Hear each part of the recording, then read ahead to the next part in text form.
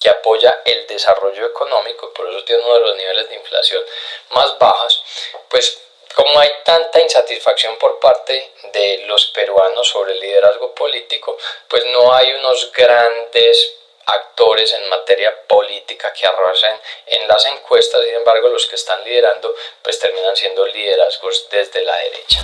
Hola, bienvenido y bienvenida a Sectorial. Aquí transformamos la información que produce el entorno, una serie de estudios bastante prácticos que te ayudarán a crecer en ventas porque te mostramos las oportunidades y a mitigar costos porque te mostramos los riesgos y las alertas.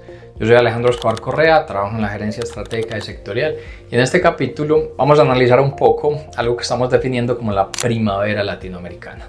Es que cuando uno se para en el 2022 y mira todo nuestro territorio, toda Latinoamérica, se tiñó prácticamente de rojo con liderazgos de izquierda. Paulatinamente esto ha venido cambiando con unos liderazgos que piensan más en el desarrollo económico, la reivindicación social, el desarrollo de las empresas, y ahí es donde probablemente pasaremos de un invierno de estancamiento a una situación de primavera. A ver, este término de primavera latinoamericana la estamos acuñando a través de lo que ocurrió por allá en el 2010 en lo que fue la primavera árabe. Básicamente fue una serie de movimientos de protesta ante los liderazgos, muchos de ellos dictatoriales en el mundo árabe, que estaban promoviendo principalmente corrupción, pobreza, poco desarrollo económico y se iba en contra de las libertades políticas.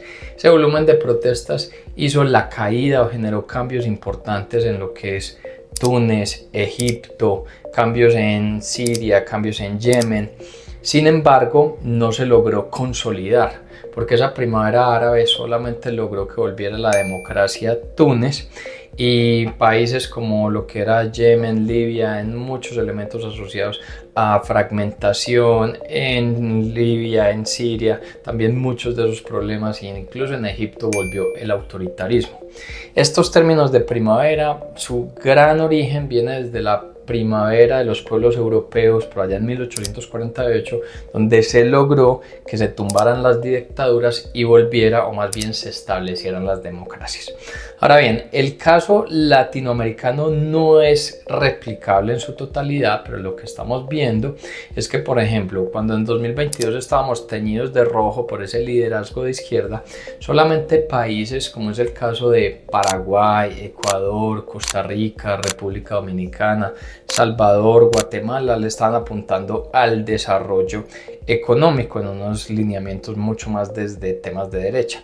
Paulatinamente esto ha empezado a cambiar y se han unido países como el caso de Bolivia, Argentina, Chile, Panamá, el mismo caso de Venezuela. ¿Y qué es lo que está ocurriendo? Cuando miramos, por ejemplo, el caso de Bolivia, bajo el liderazgo de Evo Morales y Luis Arce, liderazgos de izquierda, pues prácticamente saquearon el país. ¿Qué hicieron?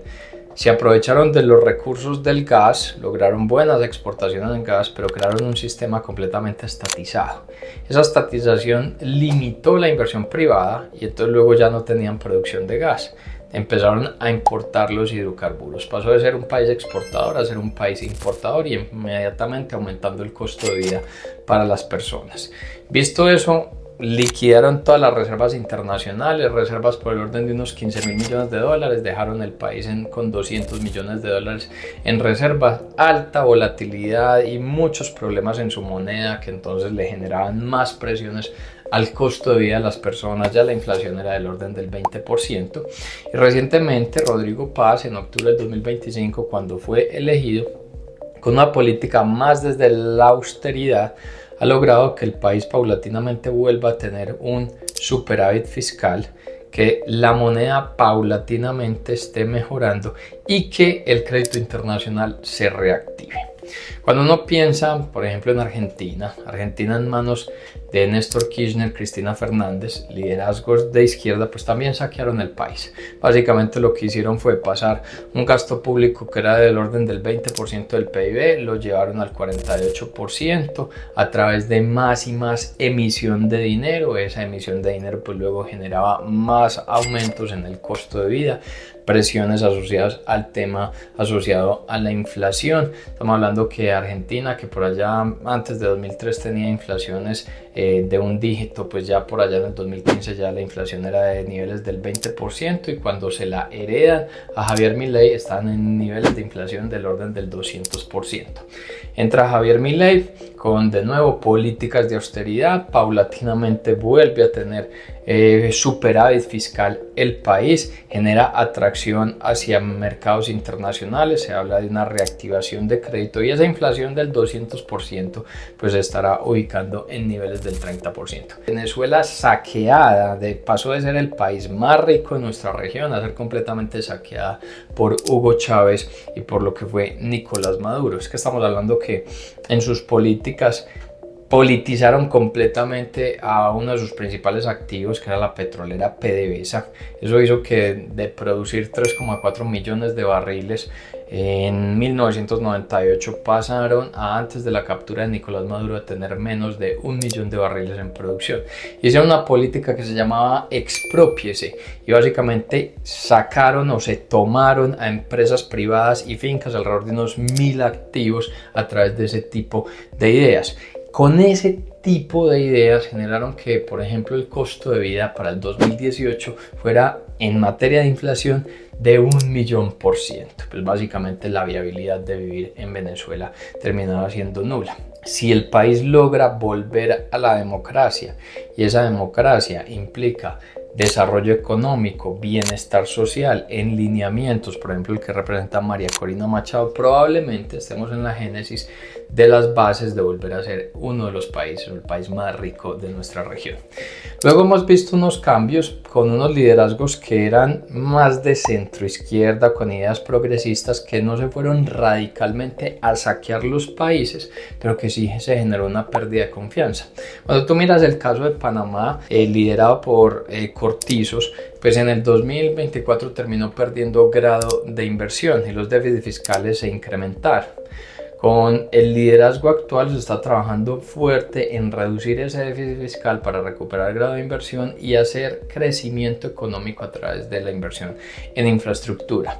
El caso de Chile, que con Gabriel Boric encarnaba pues muchas ideas de progresismo sin irse en contra precisamente del tema de desarrollo económico, no logró tener un buen nivel de crecimiento económico, sí mitigó en algunos elementos la inflación, pero sus ideas en cuanto a reformas a la Constitución, reformas tributarias, pues no calaron bien en el Congreso, una alta pérdida en confianza sobre su liderazgo, y eso llevó a que el nuevo presidente, que es Kast, que tomó pues el poder ahorita en marzo, está prometiendo ajustes en materia fiscal, volver a reactivar sendas de crecimiento a través de una política expansiva en materia de vivienda y recuperar todos esos elementos en materia de confianza internacional.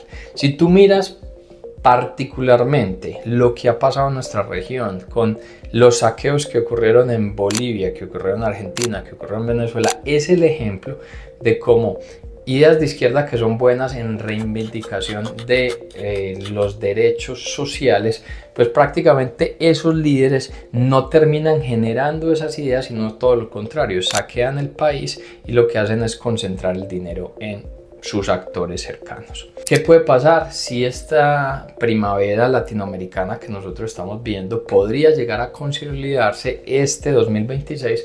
Porque en 2026, ¿qué estamos teniendo?